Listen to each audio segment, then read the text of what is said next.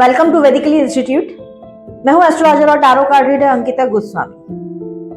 In this vedically we are learning authentic and clear applicable learning in occult sciences.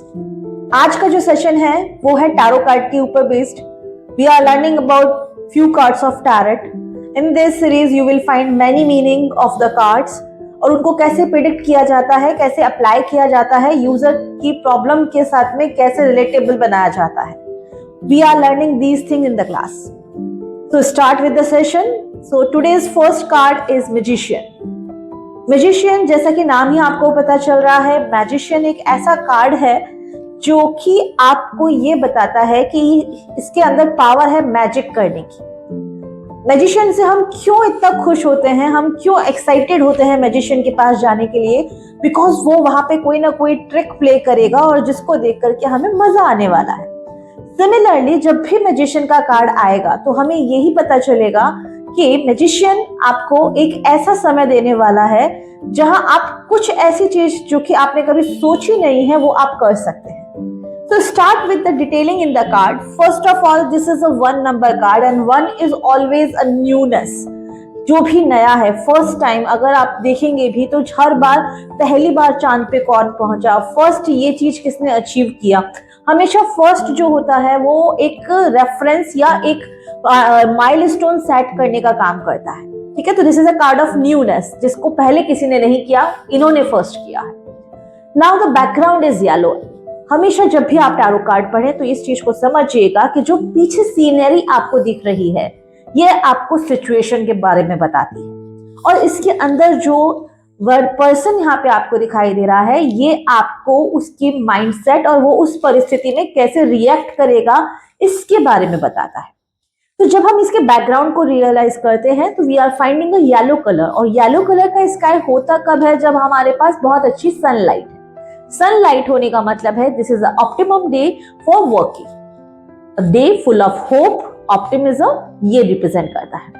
All over the card you find the greeneries, flowers, सब कुछ अच्छा अच्छा दिख रहा है। ऐसे आप जब भी घर के अंदर कोई अच्छा काम कर रहे हैं, कोई फंक्शन होने वाला है, तो आप अपने घर के वो गार्लैंड से सजाते हैं, मालाएं लगाते हैं, बंधनवार लगाते हैं। क्यों लगाते हैं? ताकि आपको काम करने में और भी मजा आए। साथ ही साथ if you see this is a flowers जो कि रेड कलर के रोजेस हैं और नीचे बंचेस ऑफ लिलीज भी रखे हुए।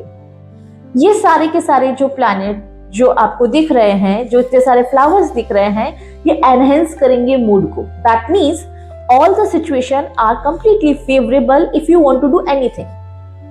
Now move to this person. If we are looking into this person, ये पर्सन मुझे एक जिसको बोलते हैं एडल्ट दिखाई दे रहा है। बहुत कोई छोटा या बहुत एज्ड पर्सन नहीं दिखाई दे रहा। तो एडल्ट फेस की अगर हम बात कर रहे हैं, इसका मतलब क्या है? That person is dedicated, enthusiastic और बहुत सारी उसके पास थोड़ा एक्सपीरियंस भी है और काम करने का जज्बा भी है। तो ये इसका माइंडसेट रहने वाला है। The person come up with a white band on the head that represent that the mindset is very clear. Thoughts जो हैं वो पूरे क्लैरिटी के साथ में है, कोई कंफ्यूजन नहीं है। Now the person is wearing a white color dress. तो white color तीनों कपड़ों में अगर आपको दिखाई दे रही है, it suggests that person is calm and pure from the inside. He don't have manipulative nature. साथ ही साथ you can see there is a red color shrug over the shoulder. Shoulders हमेशा रिप्रेजेंट करते हैं आपकी रिस्पॉन्सिबिलिटीज को। तो अगर आप भी कभी भी बोला जाता है कि कंधों पे रिस्पॉन्सिबिलिटी है, रेड कलर को यहाँ प्रेडिक्ट किया गया है with a responsibility, with a action. So whatever the responsibility given on your shoulder, you are perfectly doing it. ठीक है। इंटरेस्टिंग बात इस कार्ड की क्या है? That is the infinity का symbol on the head. Infinity on this part represent that the person has a high IQ. IQ ज्यादा होने से होगा क्या? इससे पर्सन के जो दिमाग है वो नॉर्मल लोगों से थोड़ा ज्यादा एक्टिव रहेगा। He is more mindful.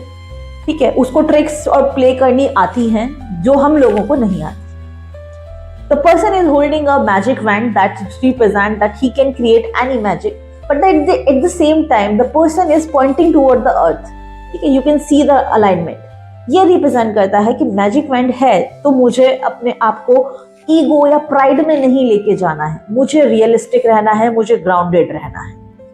Interesting चीज और भी कार्ड के अंदर है, दैट इज अ बेल्ट, जो कि आपको यहाँ पे दिखाई दे रही है। इट्स अ व्हाइट सर्पेंटाइल बेल्ट, यानी सांप की बनी हुई एक बेल्ट आपको दिखाई दे रही है। ये सांप की ही क्यों बनाई गई है और सफेद क्यों बनाई गई है?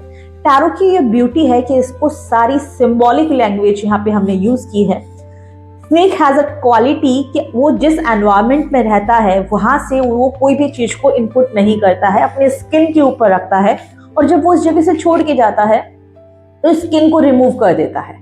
दैट मीन्स ये हमें एक मैसेज देता है कि जब भी आप कोई काम करने जाएंगे, बहुत सारे क्रिटिक्स आपको मिलेंगे, बहुत सारे डिमोरलाइज करने वाले लोग आपको मिलेंगे, वो अपना पॉइंट ऑफ व्यू आपके ऊपर डालने की कोशिश करेंगे, बट आपको कैसे रहना है, आपको सिर्फ सुन लेना है सुपरफिशियली, उसको दिल पे नहीं लगाना है, और जब आप वही करिए जो आपके माइंड में क्लैरिटी है।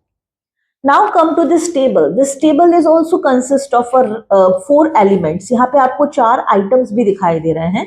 These 4 items are the 4 suits. तो टैरो कार्ड में आप अगर जानते होंगे तो यहाँ पे 4 तरह के सूट्स होते हैं। एक कप होता है, एक वैंड होता है, एक सॉर्ड होता है और एक पेंटिकल होता है। ये हमारे धरती पे मौजूद 4 तत्वों को रिप्रेजेंट करते हैं। अब जानते हैं हमारी पूरी जो दुनिया है वो 5 तत्वों से मिलकर बनी है, मगर स्पेस एलिमेंट यानी जो आकाश तत्व है वो ईश्वर के पास रहता है। हम 4 तत्वों को ही यूज कर सकते हैं और मैनिपुलेट कर सकते हैं। जो चीज हमें चाहिए वो हमारे पास टेबल पे अवेलेबल है। टेबल का कलर भी रेड कलर का है। That means you have to do some actions to utilise this. आपको कुछ ना कुछ कर्म करना पड़ेगा इन चीजों को यूज करने के लिए। अब इस कार्ड को अगर मैं ब्रीफली देखती हूं तो मुझे ये समझ में आ रहा है कि यहाँ पे मेरे लिए पूरा की पूरा सिस्टम जो है वो फेवरेबल है।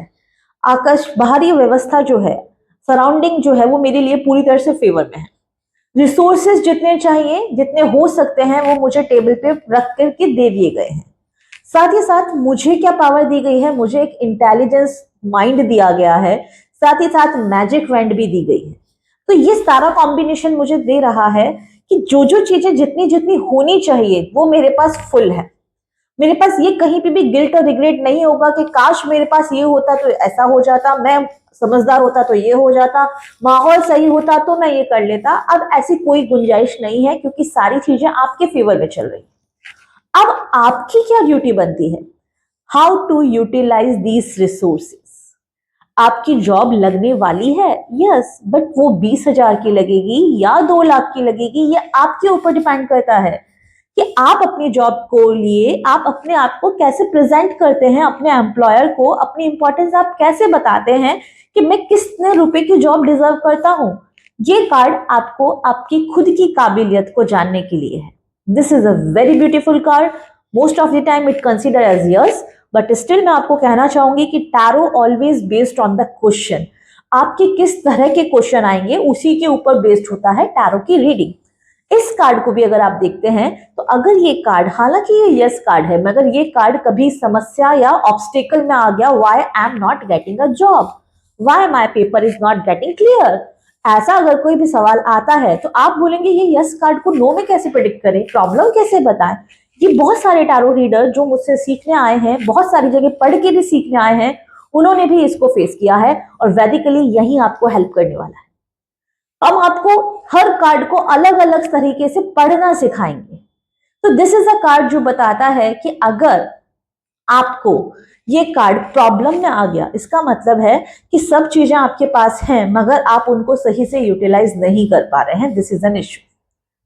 आप अपने माइंड में क्लैरिटी नहीं ले पा रहे हैं। This is a issue. कई बार ज्यादा रिसोर्सेज दे देना भी प्रॉब्लम हो जाता है कि हमें समझ नहीं आता कि मेरे पास 6 बुक है, मैं पढ़ूं अब किससे।